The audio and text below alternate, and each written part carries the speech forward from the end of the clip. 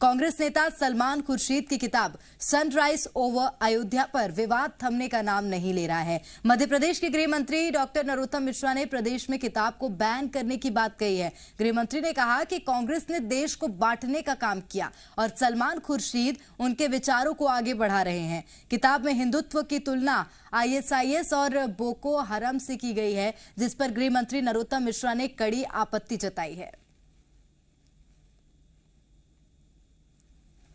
बहुत निंदनीय पुस्तक उन्होंने छापी है। दरअसल हिंदुत्व को खंडित करने का, हिंदू को जाति में बांटने का कोई अवसर ये लोग छोड़ते ही नहीं। अब सोनिया गांधी जी इसको स्पष्ट करें कि वो किसके साथ हैं, और मैं मध्य प्रदेश के लॉ विशेषज्ञों से राय कराऊंगा और मध्य प्रदेश में इस किताब को बैन करेंगे। और सलमान खुर्शीद की किताब पर मध्य प्रदेश में सियासी घमासान मच गया है। कांग्रेस के पूर्व कानून मंत्री पीसी शर्मा किताब पर कुछ भी बोलने से बचते नजर आए। पूर्व कानून मंत्री ने कहा कि अभी किताब के बारे में उन्हें जानकारी ही नहीं है, जब किताब आएगी तब उस पर बात करेंगे। हालांकि पीसी शर्मा गृह मंत्री नरोत्तम मिश्रा के आरोपों पर पलटवार करने से नहीं चूके। शर्मा ने कहा कि कांग्रेस ने ही इंदिरा गांधी के नेतृत्व में पाकिस्तान के भी 2 टुकड़े किए। पूर्व कानून मंत्री ने पलटवार करते हुए कहा कि बीजेपी ही देश को बांटने का काम करती है। जो लड़ाई लड़ी गई अंग्रेजों से स्वतंत्रता की, उसमें इन्होंने भाग नहीं लिया। एक भी बीजेपी के अंदर या आरएसएस के अंदर कोई नेता नहीं है जो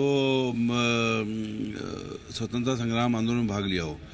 तो टुकड़े तो करने का काम बीजेपी का है, लोगों को आपस में बांटने का, हिंदू मुसलमान में बांटने का काम, जातियों में बांटने का काम ये बीजेपी ने हमेशा किया है, लेकिन इनका ये सब अभियान चलेगा नहीं। कांग्रेस के कद्दावर नेता सलमान खुर्शीद की किताब सनराइज ओवर अयोध्या को लेकर देश भर में बवाल मचा हुआ है। मध्य प्रदेश में इस किताब को बैन करने की तैयारी चल रही है, तो वहीं युवा कांग्रेस के प्रदेश अध्यक्ष विक्रांत भूरिया ने सरकार द्वारा किताब को बैन किए जाने का समर्थन कर दिया है। विक्रांत कांग्रेस के कद्दावर नेता और पूर्व केंद्रीय मंत्री कांतिलाल भूरिया के बेटे हैं। विक्रांत भूरिया का कहना है कि जो लोग किसी भी धर्म को कट्टर बनाने या कहने का प्रयास करते हैं, हम उनके पक्ष में नहीं हैं, फिर चाहे वो कोई भी व्यक्ति हो।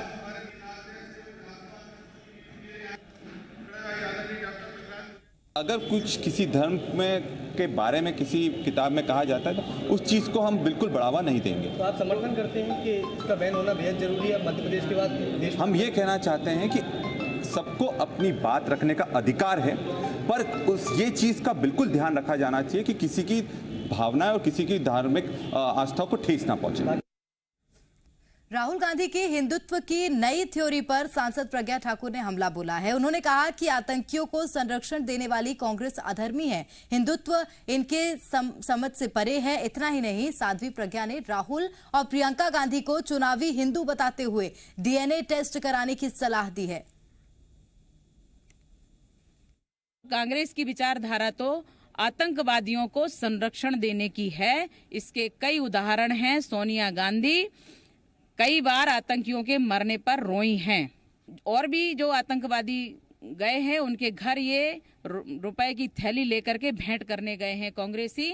मुझे लगता है कि हिंदुत्व और हिंदू और भगवा सनातन धर्म ये सब इनकी समझ से परे हैं, क्योंकि ये लोग इन संस्कारों में ना तो संस्कारित हुए हैं और ना कभी ये पले बड़े हैं। ये इनको समझ ही नहीं सकते हैं। उनकी वंशावली निकाल लीजिए, डीएनए करवा लीजिए, वंशावली उनकी गड़बड़ है।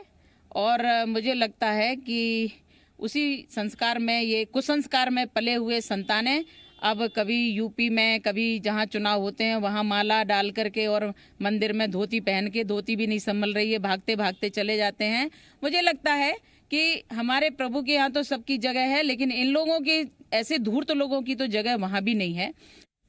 और यूपी के संभल में कल्की महोत्सव में कांग्रेस नेता राशिद अल्वी ने राम भक्तों की तुलना राक्षस कालनेमी से की।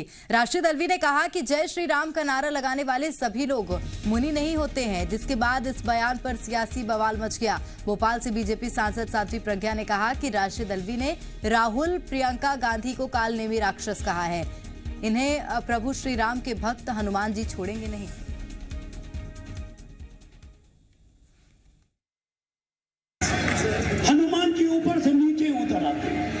वो तो भक्त हैं, वो आके बैठ जाते हैं पांव के अंदर।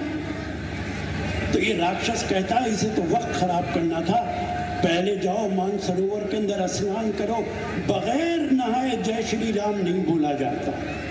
यह अलहदा बात है आचार्य जी, आज जो जय श्री राम बोलते वो बगैर स्नान के बोलते। एक मगरमच्छ पांव पकड़ लेता हनुमान जी, वो उसे किसी ने श्राप दिया था, वो एक अप्सरा थी, वो अप्सरा बन जाती है और वो हनुमान जी से कहती है, हनुमान क्यों वक्त खराब कर रहे हो, तुम्हें तो सूरज निकलने से पहले जाना है संजीवनी बूटी लेकर, और ये जो सामने बैठा है जय श्री राम कह रहा है मुनि नहीं, ये निश्चर घोड़ा, ये मुनि नहीं है, ये तो घोर राक्षस है। मैं आपसे बस इतनी बात कह के अब आपसे विदा लूंगा कि आज भी बहुत लोग जय श्री राम का नारा लगाते हैं, वो सब मुनि नहीं, वो निश्चर घोड़ा। होशियार रहने की जरूरत है। उन्होंने कालनेमी राहुल और प्रियंका को कहा है, और ऐसे कालनेमी बने हुए लोगों के लिए हमारे हनुमान जी, प्रभु राम जी के भक्त हनुमान जी निश्चित रूप से उनकी व्यवस्था करते हैं। और इसी विषय पर देखिए हमारा खास कार्यक्रम आपकी आवाज रात 8 बजे।